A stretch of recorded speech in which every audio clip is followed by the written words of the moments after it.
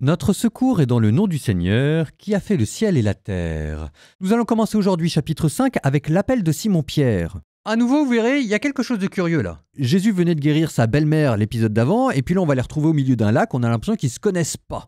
Et même, on va vous donner son surnom, comme ça, comme si jamais c'était une chose acquise, Simon-Pierre. Ce qui fait qu'au total, toute cette première partie qu'on vient d'entendre, elle est construite exactement à l'envers. Normalement, séquence logique, on aurait dû avoir Jésus qui enseigne au bord d'un lac et qui monte dans la barque de Saint-Pierre et qui fait un miracle. Simon-Pierre, émerveillé, qui se met à le suivre, qui l'emmène chez lui pour qu'il guérisse sa belle-mère. De là, les miracles s'étendent à tout Capharnaüm. Et ensuite, il retourne chez lui à Nazareth. Et puis là, ça se passe parce que ses amis d'enfance sont jaloux.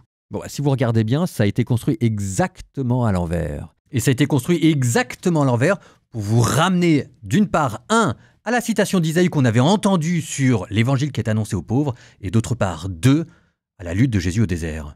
Avant d'être un disciple et avant de partir à la pêche miraculeuse pour aller prêcher l'évangile de Dieu, il y a tout un chemin à faire de conversion, de purification. Bon, en tout cas, ce sera le premier épisode de la lecture d'aujourd'hui. On partira ensuite à la suite de Jésus prêcher l'évangile. Vous aurez alors une succession de 6 petits récits, Luc chapitre 5 jusqu'à 6 verset 11.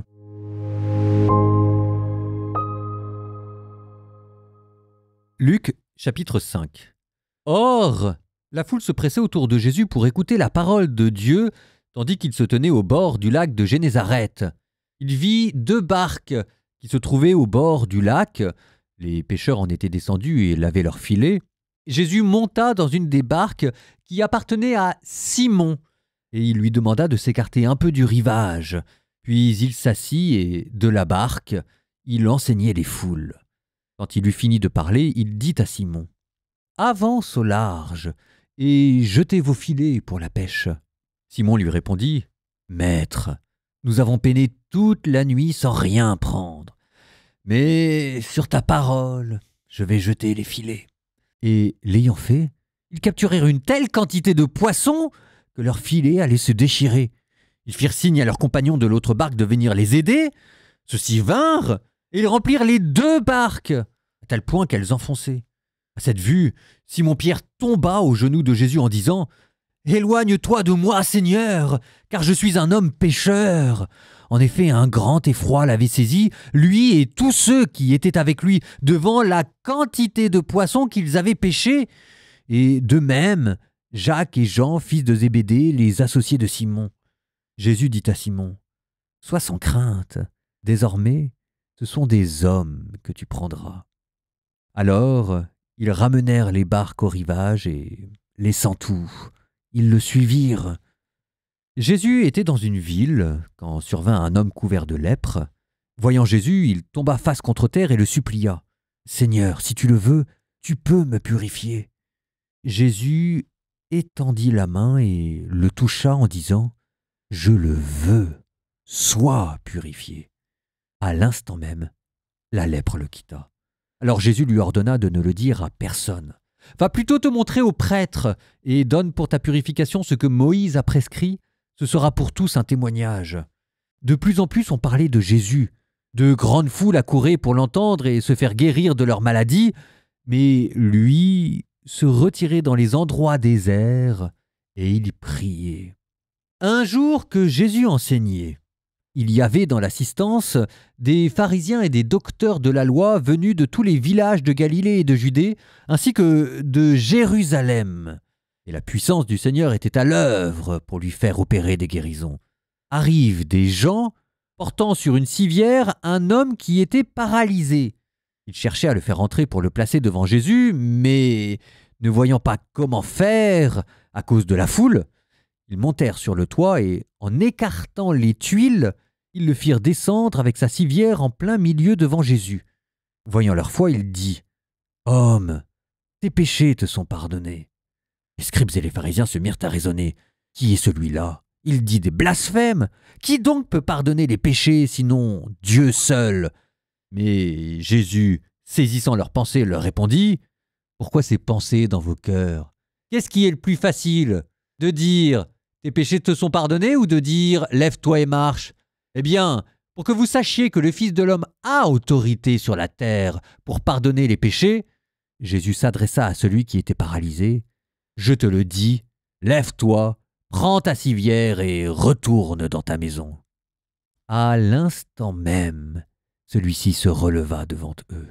Il prit ce qui lui servait de lit et s'en alla dans sa maison en rendant gloire à Dieu. Tous furent saisis de stupeur, et ils rendaient gloire à Dieu. Remplis de crainte, ils disaient « Nous avons vu des choses extraordinaires aujourd'hui. » Après cela, Jésus sortit et remarqua un publicain, c'est-à-dire un collecteur d'impôts, du nom de Lévi, assis au bureau des impôts. Il lui dit « Suis-moi !» Abandonnant tout, l'homme se leva et il le suivait. Lévi donna pour Jésus une grande réception dans sa maison. Il y avait là une foule nombreuse de publicains et d'autres gens attablés avec eux. Les pharisiens et les scribes de leur parti récriminaient en disant à ses disciples « Pourquoi mangez-vous et buvez-vous avec les publicains et les pécheurs ?» Jésus leur répondit « Ce ne sont pas les gens en bonne santé qui ont besoin du médecin, ce sont les malades. Et je ne suis pas venu appeler des justes, mais des pécheurs, pour qu'ils se convertissent. » Ils lui dirent alors « Les disciples de Jean le Baptiste jeûnent souvent et font des prières, de même ceux des pharisiens. Au contraire, les tiens mangent et boivent. » Et Jésus leur dit « Pouvez-vous faire jeûner les invités de la noce pendant que l'époux est avec eux? Mais des jours viendront où l'époux leur sera enlevé. Alors, en ces jours-là, ils jeûneront. » Il leur dit aussi en parabole « Personne ne déchire un morceau à un vêtement neuf pour le coudre sur un vieux vêtement. Autrement, on aura déchiré le neuf et le morceau qui vient du neuf ne s'accordera pas avec le vieux. Et personne ne met du vin nouveau dans de vieilles outres. Autrement, le vin nouveau fera éclater les outres, il se répandra et les outres seront perdues. Mais on doit mettre le vin nouveau dans des outres neuves. Jamais celui qui a bu du vin vieux ne désire du nouveau, car il dit « C'est le vieux qui est bon. » Luc, chapitre 6. Un jour de sabbat, Jésus traversait des champs. Ses disciples arrachaient des épis et les mangeaient, après les avoir froissés dans leurs mains. Quelques pharisiens dirent alors « Pourquoi faites-vous ce qui n'est pas permis le jour du sabbat ?» Jésus leur répondit « N'avez-vous pas lu ce que fit David, un jour qu'il eut faim, lui-même et tous ceux qui l'accompagnaient? Il entra dans la maison de Dieu, prit les pains de l'offrande et en mangea, et en donna à ceux qui l'accompagnaient, alors que les prêtres seulement ont le droit d'en manger. Il leur disait encore « Le Fils de l'homme est maître du sabbat. » Un autre jour de sabbat, Jésus était entré dans la synagogue et enseignait. Il y avait là un homme dont la main droite était desséchée. Les scribes et les pharisiens observaient Jésus pour voir s'il ferait une guérison le jour du sabbat. Ils auraient ainsi un motif pour l'accuser. Mais lui, connaissant leur raisonnement, dit à l'homme qui avait la main desséchée « Lève-toi et tiens-toi debout là, au milieu. » L'homme se dressa et se tint debout. Jésus leur dit « Je vous le demande, est-il permis le jour du sabbat de faire le bien ou de faire le mal, de sauver une vie ou de la perdre ?» Alors, promenant son regard sur eux tous, il dit à l'homme « Étends la main. » Il le fit et sa main redevint normale.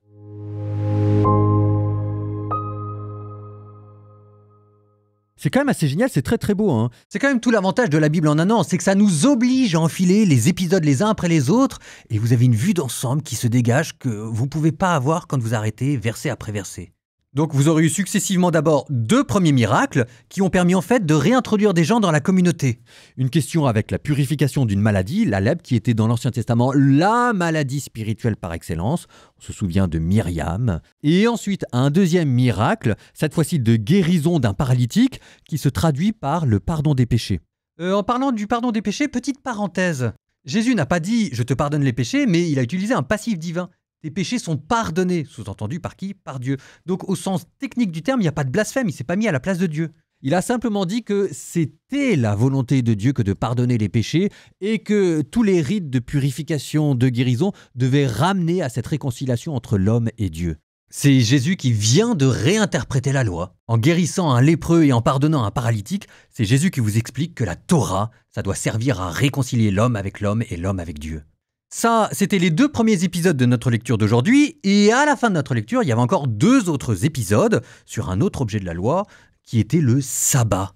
Il y avait l'épisode des grains de blé dans le champ, est-ce qu'on a le droit de prendre des épis et de les froisser le jour du sabbat? Et deuxièmement, est-ce qu'on a le droit de faire des guérisons le jour du sabbat? Est-ce qu'on a le droit de faire un miracle, une chose extraordinaire au nom de Dieu, le jour du sabbat? Et c'est là qu'éclate l'humanisme chrétien. Jésus qui vous dit, c'est là que vous accomplissez votre vocation humaine, en disant, le Fils de l'homme est maître du sabbat.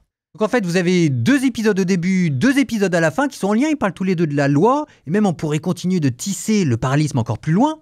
Vous aviez au début un épisode en race campagne, la purification du lépreux, et à la fin un épisode en race campagne, les disciples dans le champ de blé. Vous aviez un épisode dans une ville, la guérison du paralytique, et à la fin vous avez un épisode dans une ville, la guérison le jour du sabbat. Et c'est là que, à nouveau, vous retrouvez ces phénomènes d'inclusion bien connus maintenant à la fin de ce podcast La Bible en un an. On se dit, ce qui est important, c'est ce qu'il y avait au milieu de tous ces épisodes. Du coup, tout le monde ouvre les oreilles. Qu'est-ce qu'il y avait au milieu? Au milieu, il y avait l'appel d'un disciple en particulier. D'ailleurs, c'est pas Simon-Pierre, c'est un autre disciple, Lévi, Matthieu, le publicain. C'était ça la pointe de toute la lecture que vous venez d'entendre. Le sommet du sabbat, le sommet de la guérison et de la purification, le sommet de la loi, c'est de se lever pour suivre Jésus. Ça, c'était l'exemple et la leçon que vous donnez Lévi. Et pour souligner l'importance de cet exemple, pour vous montrer dans quel esprit il faut vivre cette suite du Christ, Jésus vous donnait 2 paraboles. Personne ne coud un morceau neuf sur un vieux vêtement et personne ne met du vin nouveau dans des outres vieilles. Jésus affirme une rupture totale, une nouveauté radicale. Il y a des choses nouvelles qui vont être dites. Bon, là encore, toujours la même chose. Il y a une leçon pour nous. On avait vu la synagogue de Nazareth, il fallait pas lui ressembler. Là, il faut pas ressembler aux pharisiens qui sont engoncés dans leurs pratiques religieuses. Et il y a une nouveauté à toujours retrouver. Je termine juste en soulignant qu'au cours de ce chapitre, on sera passé de l'admiration, car aura suscité la première guérison du lépreux, pour finalement arriver jusqu'à la perplexité, les pharisiens devant les paraboles de Jésus. Et à la fin de la lecture, le dernier épisode, cette fois-ci, on passe de la perplexité à l'envie de meurtre. Les pharisiens veulent tuer Jésus. Et à nouveau, avec ces pharisiens et cette envie de meurtre, on était retourné dans une synagogue. Verset 11. Quant à eux, ils furent remplis de fureur et discutaient entre eux sur ce qu'ils feraient à Jésus. Donc, cette parabole sur le vin nouveau et le vieux vêtement, il y a peut-être un vrai truc à méditer, hein. Au travail. Nous, fin de l'épisode, on termine sur Proverbe 31, on continue notre poème sur la femme parfaite. Proverbe 31, 21 jusqu'à 26, de Lamed jusqu'à P. Elle ne craint pas la neige pour s'amaisonner, car tous les siens ont des vêtements doublés. Elle s'est faite des couvertures, des vêtements de pourpre et de lin fin. Aux portes de la ville, on reconnaît son mari, siégeant parmi les anciens. Elle fabrique de l'étoffe pour la vendre. Elle propose des ceintures aux marchands. Revêtue de force et de splendeur, elle sourit à l'avenir. Sa bouche s'exprime avec sagesse et sa langue enseigne la bonté.